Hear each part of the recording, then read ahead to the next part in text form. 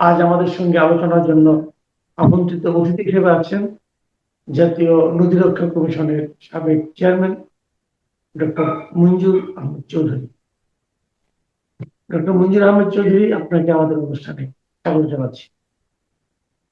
ধন্যবাদ। ডক্টর চৌধুরী, আপনি খেয়াল করেছেন যে নির্বাচনের দিক যতই ঘনিয়ে আসছে, আমরা নতুন নতুন ঘটনা কিন্তু দেখতে পাচ্ছি। যেমন নির্বাচনে আওয়ামী লীগের অনুপস্থিতির কারণে এখন মূলত নির্বাচনী প্রতিদ্বন্দ্বিতা হচ্ছে বিএনপি এবং জামাতের মধ্যে।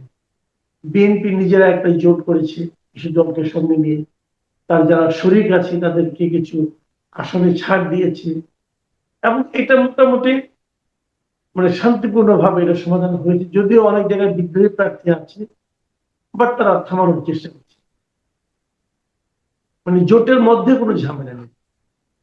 আবার বিপরীত দিকে আমরা দেখছি জামাতের জোটটাকে আমাদের প্রথম দিকে বেশ শক্তই মনে হচ্ছিল, কিন্তু এখন দেখছি জামাতের সবচেয়ে বড় যে শরিক ইসলামী আন্দোলন বাংলাদেশ, তারা যেন একটু মান অভিমানের মতো আছেন। তো তাদের জন্য কয়েকটা আসন রেখেই জামাত বাকিদের 253টা আসনের প্রার্থী ঘোষণা করে দিয়েছে 8 দলের জন্য। আরো 3 দল থাকলো, সেই 3 দলকে ইসলামী আন্দোলন সহ আরো 3টা দল। কিভাবে এটা সমাধান হবে এখনো বোঝা যাচ্ছে না। জোট যদি ভেঙে যায় জামাতের সঙ্গে যারা ইসলামী আন্দোলন, ইসলামী আন্দোলন কিন্তু একটা শক্তিশালী জোট, এই একটা শক্তিশালী পলিটিক্যাল পার্টি। যদি জোট ভেঙে যায়, এই দুটো প্রশ্ন আপনার কাছে আমাদের। একটা হলো জোটের এই ভাঙনটাকে আপনি কিভাবে দেখছেন, দ্বিতীয়ত হলো যদি জোটটা না থাকে তাহলে কি বিএনপির জন্য ব্যাপারটা অনেক সহজ হয়ে যাবে? দেখেন যে জোট প্রায় ভেঙে গেছে। অ্যাকচুয়ালি ইসলামী আন্দোলন বাংলাদেশের সাথে জামাতের জোট হওয়ার এই পর্যায়ে যে কথাবার্তা আসছে, এটাই তো একটা বিরাট ব্যাপার। কারণ তাদের যে ধর্মীয় একটা বিভাজন আছে, তাওহীদপন্থী জামাত তো যেমন পীর প্রথায় একেবারেই বিশ্বাস করে না, মাজার প্রথায় বিশ্বাস করে না। এখানেই পার্থক্যটা রয়ে গেছে।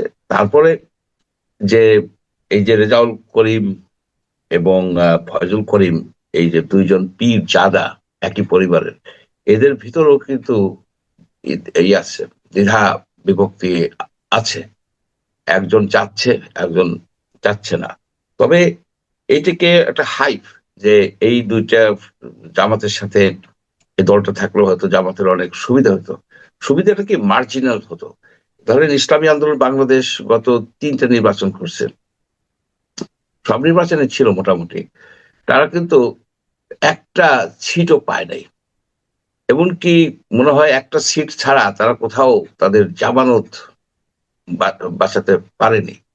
এখন এটা থাকলেও জামাতের যে খুব একটা উপকার হতো, একটা হতো, হাইপ হতো, যে লোকের ভেতরে একটা ধারণা হতো এইবার ইসলামী আন্দোলন হাত মাখা জামাতের সাথে আছে, জামাত মনে হয় অনেক সিট পেয়ে যাবে। আর জামাত যে 10-12টা সিট ছেড়ে দিচ্ছে, ওই সিটগুলিতে জামাত ক্যান্ডিডেট দেয় নাই, যার ফলে এটা অটোমেটিক্যালি ওই সিটগুলি জামাতের থেকে সরে গেছে। এবং কয়েকটা সিট হয়তো ইম্পর্টেন্ট ছিল। আর জামাতের তো ভোট নাই।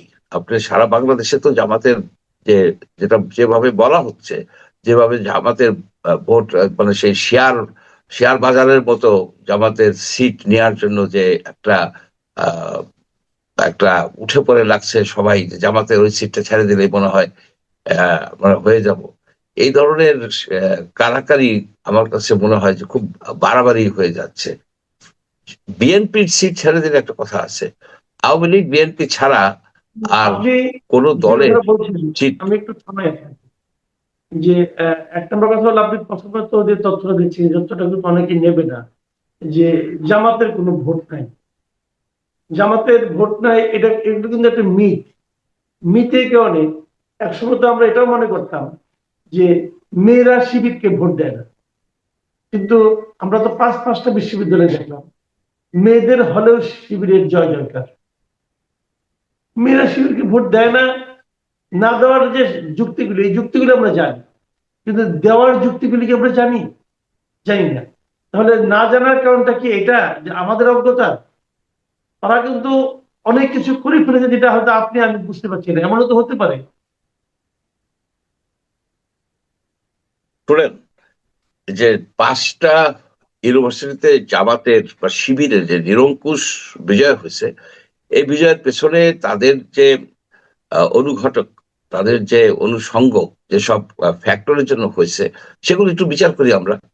জামাত কিন্তু সবসময় চাইছে যে একটা শিক্ষিত, একটা প্রশিক্ষিত বাহিনী তারা তৈরি করবে, খুব ডিসিপ্লিন, এবং তার জন্য তারা স্কুল কলেজ মাদ্রাসা থেকে তাদেরকে ট্রেন আপ করছে এবং বিশ্ববিদ্যালয়তে ভর্তি হওয়ার জন্য যে কোচিং সেন্টারগুলি, জামাত পরিচালিত, শিবির পরিচালিত কোচিং সেন্টার, এই যে কথাগুলি বহুদিন ধরে আছে, যার ফলে ঢাকা ইউনিভার্সিটি, অন্যান্য পাবলিক ইউনিভার্সিটিতে এই শিবিরপন্থী ছেলে এবং মেয়েদের ভর্তিটা সহজ হয়েছে এবং ব্যাপক সংখ্যক তারা ভর্তি হয়ে গেছে। তারপরে যে আইনটা এটা ছিল যে আপনার দাখিল আলিম পাশ করেই তারা ভর্তি হতে পারতো, এই যে ভর্তি হতে পারছে, এটারও একটা ইয়ে আছে। কিন্তু জনগণকে জামাত এইভাবে প্রশিক্ষিত করছে কিনা, এটা কিন্তু কোনো কিছু নাই। এবং আরেকটা বিষয় হচ্ছে কি, যে অনেকে বলেন যে এর কোনো ইম্প্যাক্ট পড়বে না এই 5টা ইউনিভার্সিটির ছাত্রদের মধ্যে জামাতের বা শিবিরের এই যে বিপুল মানে জনপ্রিয়তা, এটা পড়বে, কিছুটা তো হইলে পড়বে। কারণ যারা এখানে উইন করছে তারা একটা জেন জি প্রজন্মের, একটা ইয়াং প্রজন্মের আহ অংশীদার, এবং তারা তো ভোট দেবে, তারা তো জাতীয় নির্বাচনেও ভোট দেবে। এখন এই ইয়াং ছেলে মেয়েরা কেন এতটা ভোট দিল এই ইউনিভার্সিটিগুলিতে, সেটা কি ট্রান্সলেটেড হবে জাতীয় নির্বাচনে?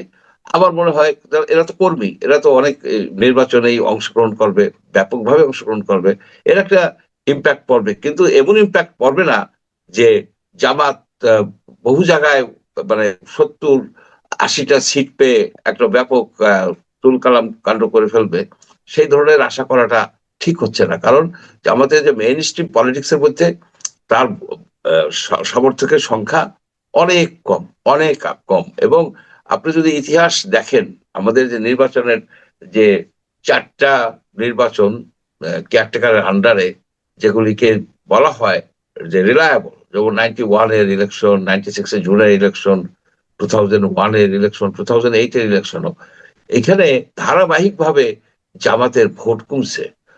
91 এর ইলেকশনে জামাত 12% ভোট পেয়েছিল, 12 দশমিক সামথিং ভোট পেয়েছিল, 18টা সিট পেয়েছিল। আপনার 96-এ জামাত 8% ভোট পেয়েছে এবং 3টা সিট পেয়েছে। 2001-এ জামাত 4.13% ভোট পেয়েছে। 2008-এ জামাত 4.7% ভোট পাইছে। এই যে ধারাবাহিক ভাবে কমছে, 2001 এবং 2008-এর হিসাব থাকলে এভাবে হবে না। এই কারণে এই সময়ে তারা তো বিএনপির সঙ্গে জোটবদ্ধ হয়ে নির্বাচন করেছে। জোটবদ্ধ হয়ে নির্বাচন করার কারণে বিএনপির যে আসনগুলি ছিল সেই আসনগুলিতে তো জামাতের ভোট হিসাব করা হয় নাই, ওই ভোটগুলো তো বিএনপির সঙ্গে মিশে গেছে। জামাত যে কয়টা আসন পেয়েছিল নির্বাচনের জন্য, প্রতিদ্বন্দ্বিতা করার জন্য, সেই আসনগুলোর ভোটই কেবল কিন্তু আমরা হিসাব করছি। যে 4 এবং সেই এটা আসলে জামাতের ভোটের চেয়ে অনেক বেশি। না শুনেন, 2001-এ জামাত সিট পেয়েছে 3টা, 2008-এ জামাত সিট পেয়েছে 2টা, বুঝলেন? এখানে যে যে জিনিসটা অ্যালায়েন্সটা ছিল 91-এ অঘোষিত বিএনপির সাথে জামাতের, যে জামাত যেখানে স্ট্রং সেখানে বিএনপি উইক ক্যান্ডিডেট দিছে এবং সেইখানে আপনার জামাতকে তারা ভোট দিছে, 18টা সিট পেয়েছে, কিন্তু 18টা সিট কম না। তো সুতরাং জামাতের যে এই এখন আর কোশ্চেন আছে যে 2008-এর পরে তো দেশে এক ধরনের না, দেশে ফ্যাসিজম চালু হয়ে গেছিল ধীরে ধীরে একেবারে। সেইখানে মানুষের অনেকটা অ্যালিনিয়েটেড হয়ে গেছে আওয়ামী লীগ থেকে। অনেকে জামাতের ভোট বাড়ছে, এ বিষয়ে কোনো সন্দেহ নাই, তারা তো একেবারে বসে নাই, কিন্তু ব্যাপকভাবে বাড়ছে। এবং ব্যাপকভাবে আপনার আর একটা জিনিস, যে আমরা সবসময় পপুলার ভোট নিয়ে চিন্তা ভাবনা করি যে কত পার্সেন্ট ভোট পেলো, পার্সেন্টে কিছু খুব একটা আসে যায় না, আপনার রাইট। সিটগুলিতে আসে যায়, যে কোন সিটগুলিতে জামাতের থ্রেশহোল্ড অর্থাৎ সিম্পল মেজরিটি পাইলো অন্যান্য ক্যান্ডিডেটের তুলনায়, সেই জায়গাগুলি কিন্তু অনেকটা সুনির্দিষ্ট। আপনার যেমন সাতক্ষীরার যে 5টার মধ্যে 4টে সিটেই জামাত বেশ স্ট্রং, আপনার গাইবান্ধায় সিট আছে স্ট্রং, দিনাজপুরে আছে, আপনার কক্সবাজার আছে, এরকম কিছু কিছু জায়গা আছে যেখানে জামাত তার মানে সাধারণ জনগণকে প্রশিক্ষিত করতে পারছে, তাদের আইডিওলজির দিকে আনতে পারছে। কিন্তু সারা বাংলাদেশ ব্যাপী তারা তেমন ভাবে আনতে পারছে বলে আমার কাছে মনে হয় না। সুতরাং এইখানে দেখেন, জামাত কিন্তু এই যে সবাই কিন্তু ওই জাতীয় পার্টিকে ইলেকশন থেকে বাদ দিতে চায় কেন? কারণ যদি নির্বাচন হয়, বিএনপির নির্বাচনে উইন করার সম্ভাবনা অনেক বেশি, সিগনিফিক্যান্টলি হাই, তারা সরকার গঠন করার মতো সিট পেয়ে যাবে। কিন্তু সেকেন্ড বিরোধী দল কে হবে, জামাত না জাতীয় পার্টি? এই প্রশ্নটা কিন্তু একটা বিশাল প্রশ্ন। জাতীয় পার্টির কিন্তু মানে আপনি পপুলার কি ভোটও জাতীয় বেশি। পার্টিকে এখনো সম্ভাবনাময় একটা প্রতিদ্বন্দ্বী হিসেবে ভাবতেছেন? আমি শুধু শুধু তো জাতীয় পার্টি না, যে আওয়ামী লীগের ভোটগুলিকে, ওই যে আছে না মহাবিশ্বের ডার্ক ফোর্স বলে একটা কথা আছে, দেখা যায় না ডার্ক ফোর্স, কিন্তু অনুভব করা যায়, যে এই গ্রাভিটেশনাল পুল থেকে বলা হয় এখন সেই আওয়ামী লীগের ভোটাররা কোন দিকে ভোট দেবে, তাদের সামনে তো কোনো আওয়ামী লীগের ক্যান্ডিডেট নাই, তাদের ধরেন জামাত আছে, বিএনপি আছে, আর অনেক জায়গায় জাতীয় পার্টি আছে। তাদের জন্য জাতীয় পার্টি তাদের ট্রাডিশনাল অ্যালাই, সহযোগী, সব সব কর্মকাণ্ডের সহযোগী, লুটপাট বলেন, গুম বলেন, এগুলি তো সব জাতীয় পার্টিকেই তারা পাইছে। এখন ন্যাচারালি দেখবেন যে আওয়ামী লীগের অনেক ভোট যেখানে সুটেবল জাতীয় পার্টির ক্যান্ডিডেট আছে, আর যদি মনে করেন স্থানীয় যে আওয়ামী লীগ নেতাদের একটা ইনফ্লুয়েন্স আছে, তারা হয়তো কাউকে অন্য কাউকে দিতে বলতে পারে, সেই ভোটগুলি তো যাবে। সুতরাং জাতীয় পার্টি, এই যে শামীম শামীম পাটোয়ারি যে কথাটা বলছে, যে জাতীয় পার্টি 70টা সিট পেতে পারে, একেবারে বাড়াই বলে নেই, ইটস পসিবল। তার মানে আপনি কি জাতীয় পার্টির সম্ভাবনাকে জামাতে ইসলামের উপরে রাখছেন? অফকোর্স উপরে রাখছি আমি জাতীয় পার্টির সম্ভাবনা, কারণ আপনার ভোটের ইসে এখানে আমরা জাতীয় পার্টিকে লাইক করি বা করি না সে কথা না, তার ভোট ভোট কি পরিবার আছে, ট্রাডিশনালি তার ভোট বেস গুলি কোথায় কোথায় আছে, এবং তার যে অর্থনৈতিক সক্ষমতা, ব্যাপক টাকা পয়সাও তাদের আছে, এবং আপনি নির্বাচন করার যে আপনার মানে অভিজ্ঞতা, সেইটাও আছে তাদের। তাছাড়া জামাতের আর একটা বিষয় হচ্ছে, আপনি দেখেন যে নাসিরুদ্দিন পাটোয়ারি যেখানেই যাচ্ছে সেখানেই কিন্তু এই কথাটা আসতেছে, যে আপনারা জামাতের সাথে গেছেন কেন, বিএনপি লোকেরাই বলতেছে। এইখানে জামাতের এই এনসিপি কে নেওয়ার ফলে জামাতের ভোট ব্যাংকে একটা আঘাত আসছে। এট দ্য সেম টাইম জামাত তার 71-এর যে একটা কালিমা, ওইটা থেকে মুক্তি পাওয়ারও চেষ্টা করছে, কিন্তু তার কিছু ভোট কমে যাওয়ারও সম্ভাবনা আছে। এবং এই যে সেটা, এবং এনসিপিরও ক্ষতি হয়েছে। এনসিপি কে লোকে আশা করে নাই যে তারা জামাতের সাথে এই গাঁটছড়া বাঁধবে। জি। আচ্ছা, আমরা একটু অন্য একটা প্রসঙ্গে যাই। ইলেকশনের একটা বড় বিষয় হচ্ছে গণভোট। জুলাই সনদের পক্ষে জনগণের কি অবস্থান হবে, হ্যাঁ অথবা না, এটা। এবং এটা আমরা দেখতে পাচ্ছি যে সরকার নিজে একটা পক্ষ হয়ে গিয়েছে এবং তারা গণভোটের পক্ষে নানাভাবে প্রচারণা চালাচ্ছে। আলী রিয়াজ সাহেব তো মাঠে ময়দানে দৌড়দৌড়ি করছেন যে কিভাবে গণভোটকে হাত জয়যুক্ত করানো যায়। তো আবার কেউ কেউ এমনও বলছে যে সরকার যত বেশি, এটা প্রথমত একটা প্রশ্ন উঠেছে যে সরকার এটা করতে পারে কিনা। আপনি এই প্রশ্নের জবাব আমাকে দিবেন। তার সঙ্গে আমি আরেকটা প্রশ্ন জুড়ে দিচ্ছি। এটা হলো যে সরকার, অনেকে এমন কথা বলছেন যে সরকারের পক্ষ থেকে যত বেশি গণভোটের পক্ষে প্রচারণা চালানো হবে, হ্যাঁ অথবা নার পক্ষে, যে কোনো একটা দিক, সরকার তো হ্যাঁ চালাচ্ছে, যদি হ্যাঁ পক্ষে যত বেশি তার প্রচারণা করবে, মানুষ তত বেশি নাকে ভোট দিবে। কারণ তাদের বক্তব্য হলো একটা অজনপ্রিয় সরকার, যে কথা বলবে সাধারণ মানুষ তার বিরোধিতা করবে। এটাই হলো আমাদের দেশে ভোটারদের একটা কমন সাইকোলজি। আপনাকে আমি এক্ষেত্রে একটু, আমার প্রশ্নটা বড় হয়ে যাচ্ছে, কিছু মনে করবেন না, আমি এক্ষেত্রে আপনাকে একটু একটা তথ্য দিয়ে একটু সহযোগিতা করতে চাই। আমার চ্যানেলে আমি একদিন আগে একটা জরিপ দিয়েছিলাম। সেই জরিপে আমার প্রশ্ন ছিল এরকম, যে গণভোটে হা ভোট দেওয়ার জন্য সরকার প্রকাশ্যে প্রচারণা চালাচ্ছে, আইনগত বা নৈতিকভাবে এটা ঠিক হচ্ছে কিনা তা নিয়েও বিতর্ক আছে। কিন্তু প্রশ্ন হচ্ছে, সরকারের এমন প্রচারণা কি হা ভোটের সংখ্যা বাড়াবে? উত্তরে 24% লোক বলেছে সরকার যত প্রচার করবে হা ভোট তত বাড়বে। আর 53% লোক বলেছে সরকার যত প্রচার করবে না ভোট তত বাড়বে। আর 17% লোক বলেছে সরকারের প্রচারে কিছু যায় আসে না, ভোট যা হবার তাই হবে। আর 6% লোক কোনো মন্তব্য করতে চান না। আপনার কি মনে হয়, এটা কি তাদের কাজটা নৈতিক হচ্ছে? 1 নম্বর। 2 নম্বর হলো, ভোট কি এতে সরকারের পক্ষে বাড়বে? এখানে দেখেন, সরকার নৈতিকতার প্রশ্নে হেরে গেছে। কারণ সরকার বলছে যে হা ভোট হইলে, হা ভোটে ভোট দিলে, হাতে ভোট দিলে সবকিছু পাওয়া যাবে, নাতে ভোট দিলে কিছুই পাওয়া যাবে না। তো এই কথা কি সে বলতে পারে কি না? সে তো এটাকে অর্গানাইজ করছে, সে অনেকটা রেফারির মতো। সে সরকার এবং ইলেকশন কমিশন এটা এক ধরনের রেফারির, আম্পায়ারের মতো। তারা কোনো পক্ষ নিতে পারে না। আপনার যদি ওই প্রশ্ন দেখেন, যে ফিলোসফিক্যাল পয়েন্ট অফ ভিউতে, যে আপনি জনগণের মতামত চাচ্ছেন, সরকার এই কথাটাই বলতে পারে যে আপনি সুচিন্তিত মতামতটা দেন, হ্যাঁ এই, না এই। সুতরাং এইখানে সরকার তার নিরপেক্ষতা হারিয়েছে এবং নৈতিক প্রশ্নে তার একটা মানে ব্যাড এক্সাম্পল সৃষ্টি করলো। সে হা ভোট এবং না ভোটের যখন অপশন আসছে না ভোটের, এবং সে বলতেছে হা ভোট হলে সবকিছু হবে, না ভোট হলে কিছুই হবে না, খারাপ জিনিস, একটা ব্যাড বাংলাদেশের জন্য। তাহলে তুমি না ভোট উঠাই দিতা, তুমি শুধু হা ভোটই রাখতা। যদি সবই নিরঙ্কুশ ভাবে ভালো হয় তো শুধু রাখো হা, আর কিচ্ছু না।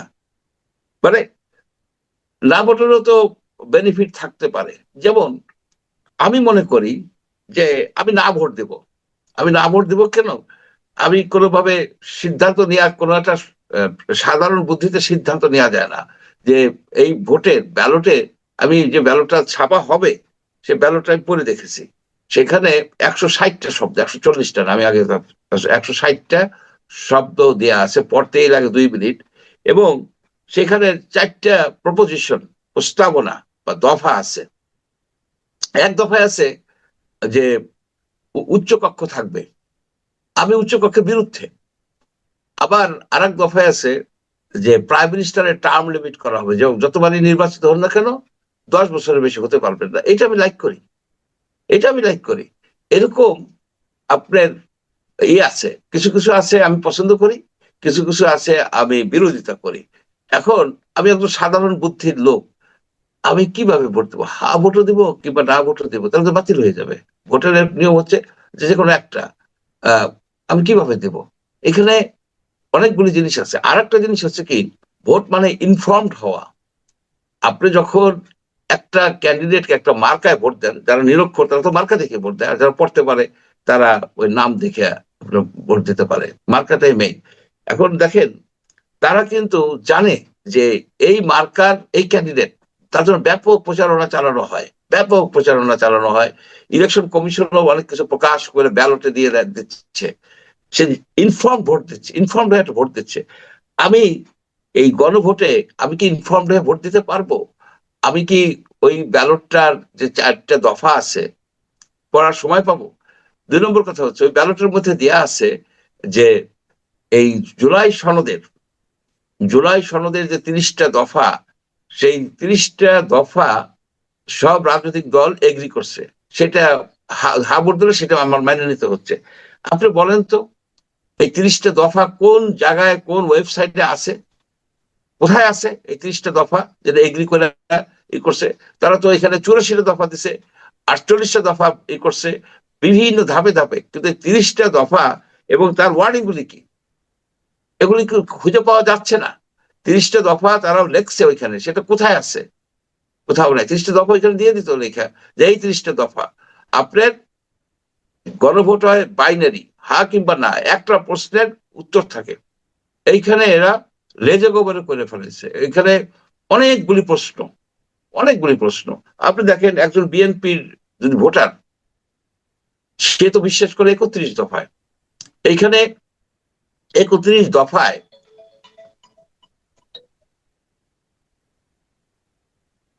এইখানে 31 দফায় 31 দফায় অনেক বিষয় আছে যেটা এই ইসের মধ্যে নাই, আপনার এই সংস্কারের মধ্যে নাই।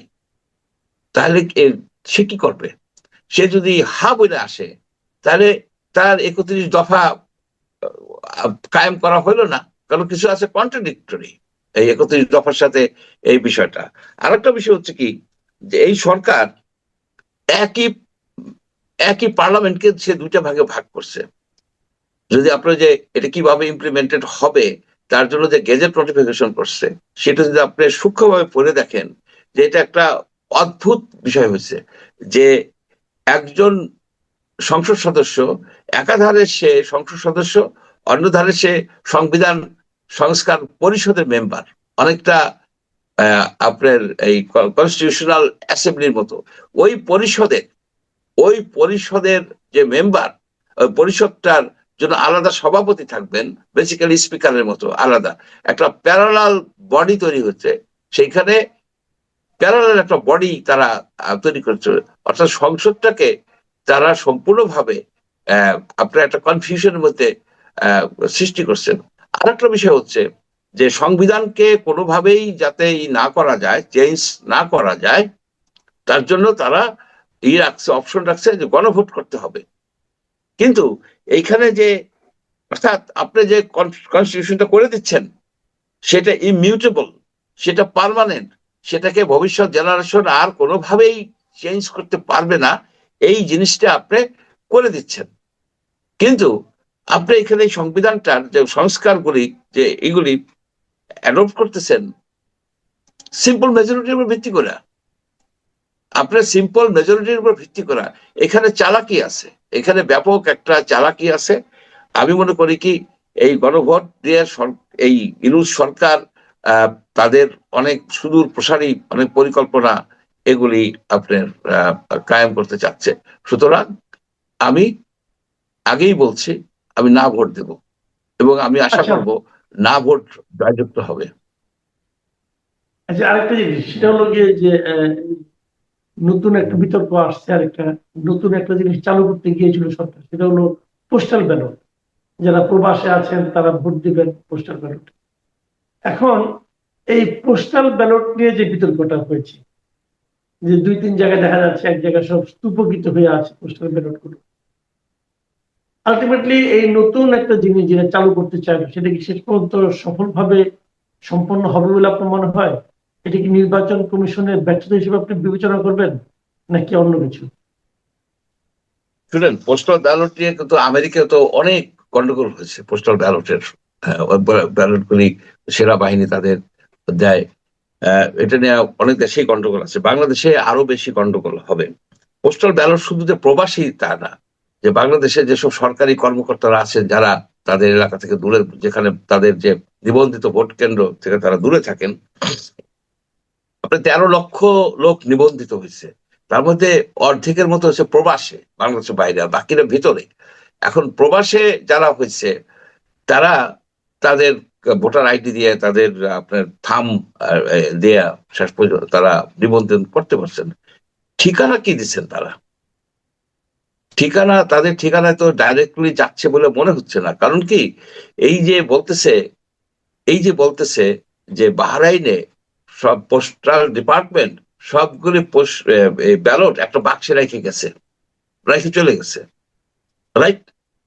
আমার ধারণা সেইগুলি যে নিবন্ধন করছে কোনো ব্যক্তি, যেমন আমাদের এখানে যে ফেসবুক ওপেন করে দেয় না, ফেসবুক কিন্তু ওপেন করে দেয় এই অনেকে টাকার বিনিময়।